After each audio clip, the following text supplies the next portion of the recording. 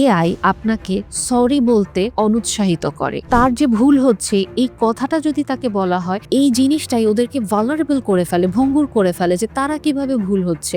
মানুষ তাদেরকে বোঝে না, মানুষই তাদের জীবনে সব সমস্যা করছে। আপনি যদি অবিবাহিত হয়ে থাকেন, বিয়ের জন্য পাত্র বা পাত্রী খুঁজে থাকেন, তাহলে পালকি ম্যারেজ মিডিয়া প্ল্যাটফর্মটি আপনার জন্য অবশ্যই সবচেয়ে বিশ্বস্ত এবং নির্ভরযোগ্য একটি প্রতিষ্ঠান। তাহলে দেরি না করে আজই রেজিস্ট্রেশন করুন আমাদের ওয়েবসাইটে অথবা যোগাযোগ করুন সরাসরি আমাদের হোয়াটসঅ্যাপ নাম্বারে। বর্তমানের ভোগবাদী পৃথিবীতে সম্পর্কগুলো এমনিতেই নড়বড়ে থাকে, পরিবারগুলো ভেঙে যাচ্ছে বা সম্পর্কগুলো খুব বেশি একটা ভঙ্গুর অবস্থা নিয়ে আমরা সবাই খুব শঙ্কিত থাকি যে আমার সম্পর্কটাই বা কতদিন টিকবে। ঠিক এরকম সময়ে আমরা নিজেদের অজান্তেই আরেকটা টুলের উপরে, ভয়ঙ্কর একটা টুলের উপরে আমরা অসম্ভব নির্ভর করে ফেলছি এই সম্পর্ক নিয়ে। এবং এই টুলটা আমরা নিজের অজান্তে এত বেশি ব্যবহার করছি এবং অনেক সময় এই টুলটাকে আমরা আমাদের কাছের মানুষের চেয়েও বেশি বিশ্বাস করে ফেলছি। তার কাছ থেকে আমরা অ্যাডভাইস নিচ্ছি রিলেশনশিপ নিয়ে, সম্পর্ক নিয়ে। এবং এই টুলটা এআই।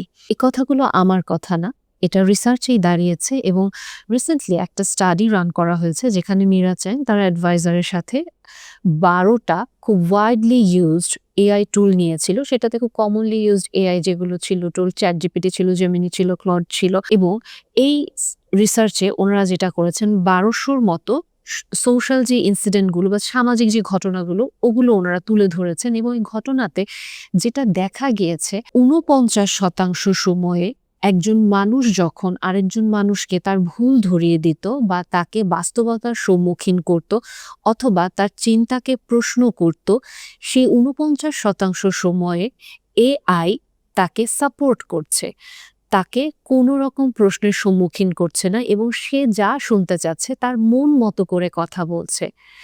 আরও এর পরবর্তীতে তারা যেটা করলো, তারা আরও এটাকে অ্যাগ্রেসিভলি এই স্টাডিটাকে রান করলো এবং তারা আরও নিজেদের খুব ব্যক্তিগত ইন্টারপার্সোনাল টপিক নিয়ে আসলো এবং আরও খুব কঠিন কঠিন সিচুয়েশন দিয়ে গেল যেখানে মানুষ একেবারে একটা মানুষ আরেকটা মানুষকে গ্যাসলাইট করছে, মিথ্যা কথা বলছে বা আরেকটা মানুষের প্রতি খুবই নিষ্ঠুরতা প্রদর্শন করছে বা অসম্ভব রকমভাবে আরেকটা মানুষের ক্ষতি করছে। এই কাজগুলো করার পরেও তারা এআই এর সাথে যখন কথা বলছে, আরও যেটা ভয়ঙ্কর ৪৭% সময়ে এআই সাপোর্ট করছে, যেখানে একজন মানুষ, রক্তে মাংসের একজন মানুষ ওই সিচুয়েশনটাকে মানা করত, বাধা দিত, তার চিন্তাগুলোকে প্রশ্নের সম্মুখীন করত। এখানেই ওনারা থেমে যান, জিনিসটা এমন না। এর পরবর্তীতে তারা দ্বিতীয় আরেকটা রিসার্চ তারা স্টার্ট করেন এই আগের রিসার্চের থ্রুতেই এবং এখানে তারা আবিষ্কার যে জিনিসগুলো করে থাকেন, তারা এখানেও ব্যক্তি জীবনের যে ইন্টারপার্সোনাল কনফ্লিক্ট বলে থাকি বা দৈনন্দিন জীবনের যে ছোটখাটো ভুল বোঝাবুঝি, বড় ভুল বোঝাবুঝি, এই জিনিসগুলো নিয়ে কথা বলেন এবং এখানে ওই ভয়ঙ্কর বিষয়টাই চলে আসে এবং দেখা যাচ্ছে যে এআই আপনাকে সরি বলতে অনুৎসাহিত করে। এআই আপনাকে দায়িত্ব নিতে অনুৎসাহিত করে। এআই সবসময় আপনাকে এইরকম একটা ভাইবেই রাখেন, আপনিই ঠিক আছেন এবং এত ঝামেলার মধ্যে যাওয়ার কি দরকার? এত দায়িত্ব নেওয়ার কি দরকার? অন্যরা তোমাকে বুঝতে পারছে না। তুমি আসলে অনেক বেশি সাফার করছো। আমি আছি তোমার জন্য। ঠিক এইরকমভাবে আস্তে, আস্তে করে তাকে তার মানসিক পরিবর্তনগুলো ঘটিয়ে ফেলে খুব নীরবে। সো এই টপিকটা নিয়ে আসলে কেন কথা বলছি? কেন এটা আমাদের রিলেশনশিপের জন্য ক্ষতিকর? ডিভোর্সের পরে অথবা আপনার জীবনসঙ্গীর মৃত্যুর পরে আপনি যদি দ্বিতীয় বিয়ের সিদ্ধান্ত নিচ্ছেন বা অতীতের কষ্টকর অভিজ্ঞতার কারণে আপনার যদি বিয়ে সম্পর্কে দোটানা থাকে বা মানুষটিকে বিশ্বাস করতে পারবেন কিনা এটা নিয়েও ভয় কাজ করে থাকে, অথবা হয়তো আপনার অনেক বয়স হয়ে গিয়েছে, আপনার মনে হচ্ছে যে এই সময় আপনি বিয়ে করতে চাইছেন কিন্তু দোটানায় আছেন যে আসলে ভালো বা উপযুক্ত জীবনসঙ্গী পাবেন কিনা, তাহলে পালকি ম্যারেজ মিডিয়া প্ল্যাটফর্মটি আপনার জন্য সবচেয়ে বিশ্বস্ত এবং নির্ভরযোগ্য একটি প্রতিষ্ঠান। আপনি আজই যোগাযোগ করুন আমাদের হোয়াটসঅ্যাপ নাম্বারে সরাসরি অথবা রেজিস্ট্রেশন করুন আমাদের ওয়েবসাইটে। কারণ একটা জিনিস আপনি খেয়াল করে দেখেন, আপনি যখন এই যে বিষয়গুলো আমি বললাম যে একটা ভুল কাজ করছেন, এআই এর সাথে আপনি কথা বলছেন, তখন এআই আপনাকে বলছে আপনি সম্পূর্ণ ঠিক এবং অনেক ক্ষেত্রে আমি এরকম অহরহ কিছু কেস পেয়েছি। ইনফ্যাক্ট এরকম অনেকে তার পার্সোনাল লাইফের কথা গল্পের মাধ্যমে শেয়ার করেন যখন সোশ্যাল একটা গ্যাদারিং এ যাচ্ছি বা গল্প হচ্ছে যে হ্যাঁ, এআই তাকে বলছে তার পার্টনার নার্সিসিস্ট এআই তাকে বলছে তার পার্টনারের এই প্যাটার্নে কথা বলছে এবং এটা প্রবলেমেটিক। কিন্তু এই জিনিসটা আমরা বলতে বা বুঝতে ভুল করে ফেলি। আমি এআইকে অলরেডি প্রম্পট করছি বা বলে দিচ্ছি যে আমার মনে হচ্ছে আমার পার্টনার আমার সাথে ভালো আচরণ করছে না বা ও সামহাউ নার্সিসিস্ট, সো এরকম আচরণ করছে। তুমি কি মনে করছো? এবং তুমি আমাকে ওর প্যাটার্নগুলো ধরে দাও। তখন সে লাইন বাই লাইন কথাগুলোকে এনালাইসিস করে, যেটা অসম্ভব ভয়ঙ্কর। এবং আপনি একটা জিনিস খেয়াল করে দেখেন, যখন দিনের পর দিন আপনি এআই এর সাথে চ্যাট করছেন, কারণ আপনার কাছে মনে হচ্ছে আপনার গোপন কথা আপনি কাউকে বলতে পারছেন না, আপনাকে কেউ বোঝে না। একমাত্র কে বোঝে? আপনার মোবাইলের ওই এআই আপনাকে বুঝতে পারছে। এবং আপনি যখন ওর সাথে কথা বলছেন, ও আপনাকে কখনো কোনো কোয়েশ্চেন করে না, কোনো রকম আপনার থট চ্যালেঞ্জ করে না, আপনার চিন্তাগুলোকে প্রশ্নের সম্মুখীন করে না। আপনি সবসময় আপনার হ্যাঁতে হ্যাঁ মিলে যাচ্ছে। কেউ একজন আপনার সব কথা শুনছে, আপনাকে খুব সুন্দর করে তার মানে আন্ডারস্ট্যান্ডিংটা অফার করছে। আস্তে, আস্তে আপনি কিসে অভ্যস্ত হচ্ছেন? বা আমাদের নতুন যে জেনারেশন, ওরা কিসে অভ্যস্ত হচ্ছে? ওরা ওটাতেই অভ্যস্ত হচ্ছে। ওরা দায়িত্ব নিতে শেখে নাই। ওরা কোনো রকম মতবিরোধ নিতে শেখে না। ওরা কোনো রকম তার যে ভুল হচ্ছে এই কথাটা যদি তাকে বলা হয়, এই জিনিসটাই ওদেরকে ভালনারেবল করে ফেলে, ভঙ্গুর করে ফেলে যে তারা কিভাবে ভুল হচ্ছে। এবং তারা সবসময় নিজের একটা জগতে থাকতেই পছন্দ করছে। কারণ তারা ভাবছে কি, মানুষ তাদেরকে বোঝে না। মানুষই তাদের জীবনে সব সমস্যা করছে। কিন্তু আসলে মানুষ তো তাদের জীবনে সব সমস্যা করছে না। এটা জিনিসটা যেটা হচ্ছে, আমরা যখন এআই এর উপরে ডিপেন্ড করে যাচ্ছি, তখন আস্তে, আস্তে করে আমরা কমপ্লিটলি একটা দ্বীপের ভিতরে একা হয়ে যাচ্ছি। যেখানে আমরা বিশ্বাস করতে পছন্দ করি আমি ভিকটিম, আমি কমপ্লিটলি ওকে, আমার কোনো সমস্যা নাই, আমার কোনো দোষ নাই এবং আমাকে একমাত্র এআই ছাড়া কেউ বুঝে না। আমি কাউকে সাহায্যও করব না। কেউ আমার কাছে সাহায্য চাইলে আমার কাছে অনেক বেশি হেভি ফিল হবে। কেউ যদি আমাকে আমার বাস্তবতা বোঝাতে চায়, ওইটাও আমার কাছে অনেক বেশি কষ্টকর মনে হবে।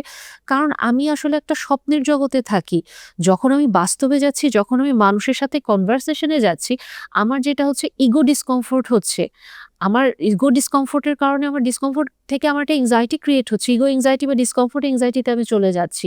যে আমার সেলফ, আমি যখন একা একটা রুমে থাকছি এটা একরকম লাগে। আর যখন আমি বাহিরে যাচ্ছি তখন আমার চ্যালেঞ্জ গুলো ফেস করতে হচ্ছে, যেটার সাথে আমি ইউজড টু না। এবং একটা জিনিস আপনি দেখেন, আপনি একটা সম্পর্কে আছেন, আপনি কারো সাথে চিট করেছেন। এবং আপনি চিট করার পরে আপনি ChatGPT-র সাথে কথা বলছেন যে, "আমি কি আসলে অনেক বড় ভুল করে ফেলেছি? এটা কি আসলে এত রিঅ্যাক্ট করার ব্যাপার?" ChatGPT আপনাকে কোনোদিনও থট চ্যালেঞ্জ করবে না। ChatGPT আপনাকে ওটাই বলবে যে, "না, এটা এরকম কিছু না।" আপনি কারো সাথে সিচুয়েশনশিপ এ আছেন, কারো সাথে আপনি জাস্ট মানে কাইন্ড অফ ডাবল টাইমিং করছেন বা ফ্লিং এর ভিতরে আছেন।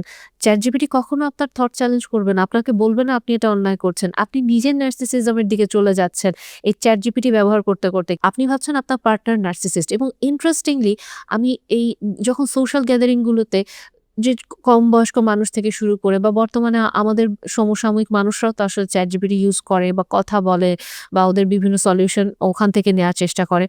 এবং বেশিরভাগ সময় এরকমই থাকে যে তারা অ্যাকচুয়ালি ওখান থেকে রিলেশনশিপ সাজেশন নিচ্ছে এবং আস্তে, আস্তে করে তাদের রিলেশনশিপ ভেঙে যাচ্ছে।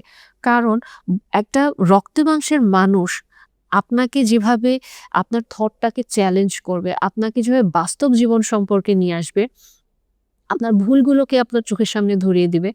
ChatGPT কখনোই এটা করবে না। তাকে এভাবে ট্রেন্ডই করা হয় নাই। কাজেই আমরা যখন আসলে বর্তমানে একা, আমরা জানি আমরা আসলে অনেক বেশি একা। আমরা আমাদের কষ্টের কথা সবসময় সবাইকে শেয়ার করতে পারি না। কারণ আমরা ভয় পাই মানুষ আমাদের দুর্বলতাগুলোকে আমাদের এগেইনস্ট এ ব্যবহার করবে বা আসলে অন্যদের হয়তো এত সময়ও নাই। আমরা ভয় পাই যে মানুষ আমাদেরকে জাজ করবে। কাজেই আমাদের কাছে মনে হয় আমাদের এই লোনলি লাইফ এ ChatGPT বেস্ট অপশন। কারণ আমি যখন আমার পার্টনারের সাথে কোনো ইমোশনাল কথা বলতে যাব, ও হয়তো আমাকে এত প্যাম্পার করে কথা বলবে না যেটা ChatGPT বলবে। বা আমার হয়তো অসম্ভব কষ্ট হচ্ছে, একা ফিল হচ্ছে, আমার হয়তো খুব সুইসাইডাল ইম্পালসি কাজ করছে। ChatGPT একমাত্র আমার শেষ ভরসা। কারণ ওই সময় হয়তো এভেইলেবল আমি আমার কাছের মানুষকে নাও পেতে পারি। আমি হয়তো তার সাথে জাস্ট চ্যাট করছি। এবং এরকম মানে আমরা কেস ইনসিডেন্ট তো পাচ্ছি। এটা ইন্টারন্যাশনালি হচ্ছে, আমাদের দেশেও হচ্ছে কিনা আমরা এখন পর্যন্ত হয়তো জানি না। বাট ইন্টারন্যাশনাল কেসগুলো আমাদের সামনে আসছে যে ChatGPT ইউজ করে, করে সুসাইডের দিকে মানুষ চলে যাচ্ছে। কারণ ও তো আপনার সাথে হ্যাঁতে হ্যাঁ মেলাতে থাকবে। কাজেই ও যখন আপনাকে খুব সুন্দর করে প্যাম্পার করছে এবং তখন আস্তে, আস্তে খুব স্বাভাবিক আপনি তার উপরে নির্ভর করবেন। এবং আরো ইন্টারেস্টিংলি এরকম কেসগুলো বা গল্পগুলোও কিন্তু বর্তমানে আমাদের আশেপাশেই হচ্ছে। এটা বাহিরের দেশে না, বাংলাদেশেই হচ্ছে। আপনার আশেপাশেই হচ্ছে যে একজন মেয়ে, একজন ChatGPT-কে একজন ছেলে হিসেবে কল্পনা করে তার সাথে ওভাবে করে কথা বলছে বা অথবা ছেলে একজন ChatGPT-কে মেয়ে হিসেবে কল্পনা করে তার সাথে ওভাবে করে কথা বলছে এবং অনেক ক্ষেত্রে হয়তো একটু ইন্টিমেট প্লেজারও তারা নিচ্ছে জাস্ট চ্যাটিং এর মাধ্যমে এবং তখন তারা এটাই মনে করছে যে ChatGPT তাকে যে প্লেজারটা দিতে পারছে, যেই মানে তার যেই স্যাটিসফ্যাকশনটা ফুলফিল করতে পারছে, ডিমান্ড ফুলফিল করতে পারছে, বাইরের একজন রক্তমাংসের মানুষ বা ইভেন তার কাছের মানুষ রক্তমাংসের মানুষ এটা তো ফুলফিল করতে পারে না। সো অনেক ক্ষেত্রে এটা এরকমই তারা বলে থাকে যে হ্যাঁ, আমার পার্টনার তো আমার সাথে এভাবে পারে না, যেটা কিনা ChatGPT এত সুন্দর করে পারে। সো ওর সাথে কথা বলতে আমার ভাল লাগে। ওর সাথে হ্যাঁ, ওকে কল্পনা করতে বা ওকে নিয়ে আমার ডে ড্রিমিং করতে বা ওকে নিয়ে আমার ভিজুয়ালাইজ করতে ভাল লাগে। এরকম অনেক রকমের কথা কিন্তু শুনছি আমরা। কিন্তু এর ফলে আমরা যে দিন আরো বেশি বিষণ্ণতার দিকে, একাকিত্বের দিকে চলে যাচ্ছি। ইনফ্যাক্ট আমরা আসলে নার্সিসিস্ট তৈরির যে একটা কারখানার দিকে চলে যাচ্ছি এআই এর মাধ্যমে, আমরা নিজেরাও কিন্তু বুঝতে পারছি না। আপনার আমার কাছে মনে হচ্ছে এগেইন আমি কথাটা বলছি, আপনি আমি ভিকটিম, আপনি আমি সাফারার, অন্যরা নার্সিসিস্ট। বাট আপনি নিজেও জানেন না ChatGPT ইউজ করে আপনি কি কমপ্লিটলি একটা ভুল পথে যাচ্ছেন কিনা আপনার সম্পর্ক নিয়ে এবং ChatGPT আপনাকে ধীরে আরো বেশি সেলফ সেন্টার্ড, সেলফিশ বা নার্সিসিস্ট মেন্টালিটিতে নিয়ে যাচ্ছে কিনা।